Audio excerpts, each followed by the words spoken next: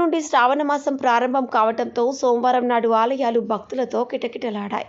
నిజామాబాద్ జిల్లా సిరికొండ మండల కేంద్రంలోని రామలింగేశ్వర ఆలయంలో ఈరోజు శ్రావణ మాసాన్ని పురస్కరించుకొని ఉదయం నుండి ఆలయాలలో భక్తులతో బారులు తీరాయి. రామలింగేశ్వర దేవాలయంలో పూజలు నిర్వహించి ఉత్సవ విగ్రహాలను పల్లకిలో ఉంచి ఆలయం చుట్టూ ప్రదక్షిణ చేసి అనంతరం సిరికొండ మండలంలోని దట్టమైన అడవులలో వెలిసి ఉన్న శ్రీ లొంక రామలింగేశ్వర స్వామి ఆలయం వరకు ఊరేగిస్తూ తీసుకువెళ్లారు. ఈ యొక్క శ్రావణ మాసంలో పూజలు నిర్వహిస్తే విశేష ఫలితాలు ఉంటాయని ప్రజల నమ్మకం. ఒక్కో రోజు ఒక్కొక్క దేవతలను పూజించాలని శాస్త్ర పురాణాలు చెబుతున్నాయి.